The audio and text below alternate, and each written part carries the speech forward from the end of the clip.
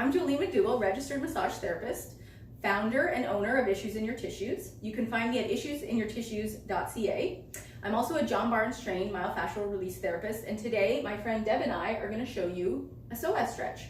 Deb, do you want to tell them a little bit about you first? Sure. My name is Deborah Kumuksidis. I'm a registered massage therapist and I'm a John Barnes Myofascial release student. Okay, so today the Psoas stretch.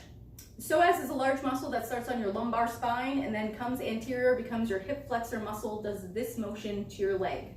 So this muscle oftentimes can cause low back pain. So it's a great stretch for anybody with low back pain or anybody with hips.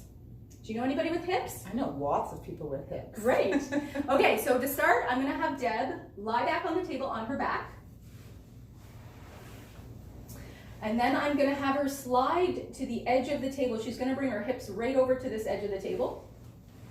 And then when she gets there, she's gonna drop this leg right off the table, and she's gonna bend the knee with a flat foot on the opposite side.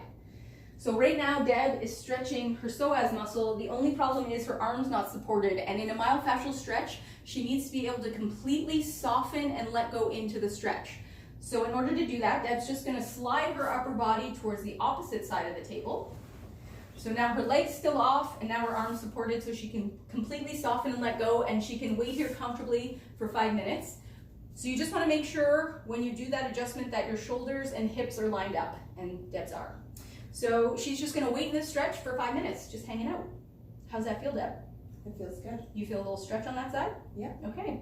So with a John Barnes stretch, you always wanna you start just where you start to feel the stretch, because as you're waiting 5 minutes, it's going to intensify. So if you go too deep into the stretch to start, you're not gonna be able to wait out the 5 minutes, and that's the most important thing in this stretch, is waiting 5 minutes. All right, Deb, should we show them how to stretch the other side? Sure. Okay, so now we're gonna stretch the right side. Deb can just shimmy over to this side again, hips right to the edge. This leg comes off the table, this knee's bent, foot flat.